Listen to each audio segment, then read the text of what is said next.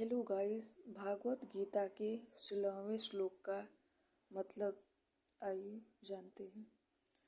सेन यूरु भयुमधर्मे रथ स्थापय मचेत यावदेता निरीक्षेह युद्ध कामन वसितानम कैर्मर्या स युद्ध वयमिस्तमीमरण समुघमे। इसका मतलब है अच्युत सेन युरुभय मूर्धय रथ स्थापय। दोनों सेनाएं जहां युद्ध करने के लिए एक दूसरे के सामने खड़ी थी, वहां उन दोनों सेनाओं में इतनी दूरी थी कि एक सेना दूसरी सेना पर बाण आदि मार सके। उन दोनों सेनाओं के मध्य दो तरफ से मध्य था।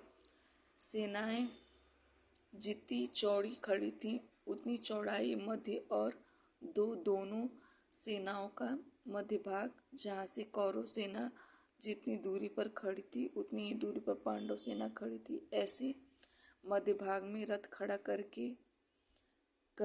के लिए अर्जुन भगवान से कहते हैं, जिससे दोनों सेनाओं का आसानी से देखा जा सकता है।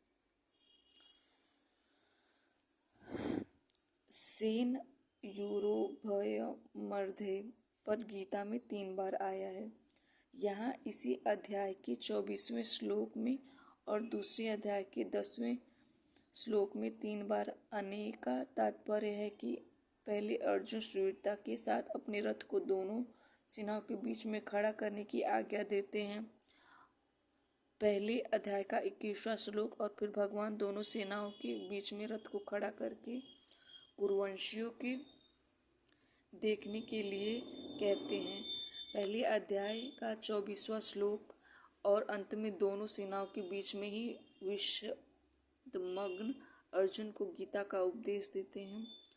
दूसरे के अध्याय का 10वां श्लोक इस प्रकार, पहले अर्जुन में सुवीरता थी, बीच में कुटुंबियों को देखने से मोह के कारण उनकी युद्ध से उपराती हो गई, और अंत में उनको भगवान से गीता का महान उपदेश प्राप्त हुआ, जिससे उनका मोह दूर हो गया। इससे यह भाव निकलता है कि मनुष्य जहाँ कहीं और जिस किसी परिस्थिति है, वहीं रहकर वह प्राप्त परिस्थिति का सदुपयोग करके निष्काम हो सकता है, और वही उसको परमात्मा की प्राप्ति हो सकती है। कारण है कि परमात्मा संपूर्ण परिस्थितियों में सदा एक रूप से रहते हैं। यावदेत निरीक्षेह रण समुघमे, दोनों सेनाओं के बीच में रथ कब तक खड़ा करें।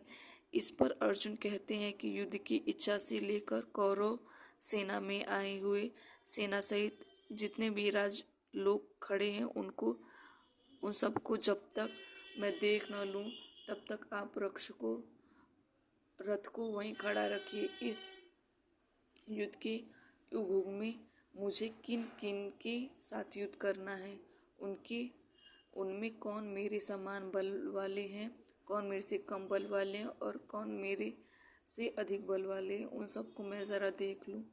यहाँ युद्ध कामन पद से अर्जुन कह रहे हैं कि हमने तो संधि का बात ही सोची थी, परंतु उन्होंने संधि का बात स्वीकार नहीं की, क्योंकि उनके मन में युद्ध करने की ज़्यादा इच्छा है। अतः उनको मैं देखूं कि कितने बल को देखकर वे युद्ध करने की इच्छा रखते हैं। धन्यवाद। आज का श्लोक यहीं ख़त्म होता है। अगले श्लोक का मतलब जानने के लिए मेरे चैनल को सब्सक्राइब और बेल आइकन को प्रेस करें। धन्यवाद।